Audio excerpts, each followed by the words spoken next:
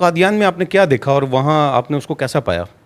قادیان کو مکہ کی حیثیت دیتے ہیں، اور جو چناب نگر ہے اس کا پرانا نام ربوہ ہے تھا، انہوں نے خود رکھا تھا. سب سے پہلے اس کا نام چک ڈھگیاں تھا، اس کے بعد انہوں نے ربوہ رکھا، پھر نیا قادیان، پھر چناب نگر.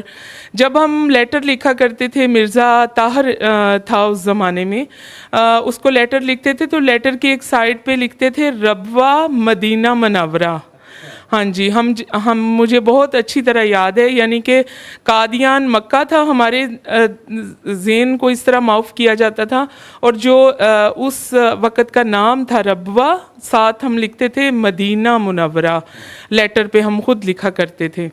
تو ادھر جانے کے بعد جس عقیدت سے میں گئی تھی، یا میری والدہ یا پورا ایک گروپ گیا تھا، اور ادھر ایسا کچھ بھی نہیں تھا. منارۃ المسیح کے جو قصے ہمیں سنائے جاتے تھے، جو تصویریں ہمیں دکھائی جاتی تھی، وہ ڈش اینٹینا پہ ان کے پروگرامز آتے ہیں، وہ منارہ ایسے دکھاتے ہیں کہ دنیا کی سب سے روشن منارہ یہی ہے، لیکن وہ بستی کے درمیان ایک ہے، اس کی کوئی بھی ایسے الگ سے حیثیت یا ویلیو نہیں ہے. لمبی لمبی لائنیں لگا لیتے ہیں منارۃ المسیح جو بنایا ہوا ہے، اس کو ہاتھ لگانے کے لیے، اس کے گرد گھومنے کے لیے، اس کے اندر باریک سی سیڑھیاں ہیں، بس 2 بندے اوپر جاتے ہیں.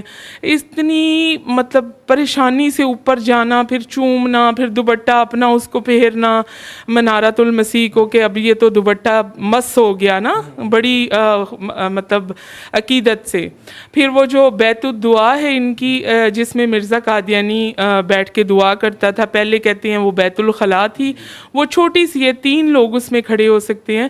اگر اس میں داخل ہو گئے تو وہ جو دعا کرے گا وہ تو سیدھا ہی بلا حساب ہی وہ جائے گا جنت میں.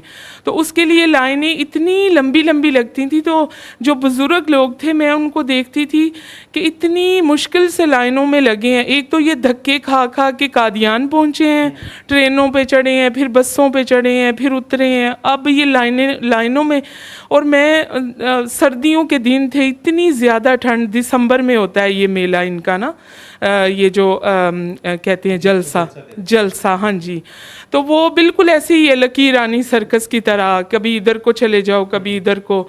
تو پھر مرزا قادیانی کی قبر پہ روزانہ جانا، پھر مرزا قادیانی جہاں پہ چہل قدمی کرتا تھا اپنی بیویوں کے اور وہ جو عورتوں کے جھرمٹ میں، اسٹیشن تک جانے کی اسے عادت تھی، ٹرین دیکھنے کی. اور تو وہ جس جگہ پہ وہ ٹرین تک ہم نے جانا، راستے میں اگر کسی کو کوئی پتھر مل گیا ہے، کوئی چھڑی مل گئی، چوم لینی پکڑ کے، ساتھ بیگ میں رکھ لینی.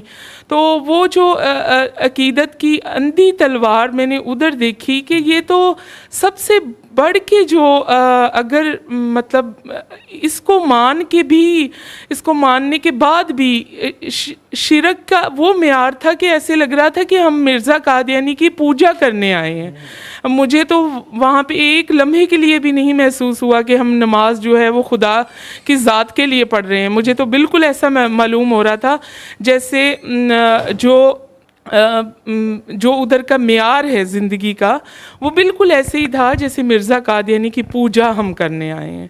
تحفظ ختم نبوت، ناموس رسالت، رد قادیانیت، حالات حاضرہ اور دیگر اہم ملکی و بین الاقوامی موضوعات پر مبنی مستند اور معلوماتی پروگرامز دیکھنے کے لیے KTV آفیشیل کے YouTube چینل کو سبسکرائب کیجیے.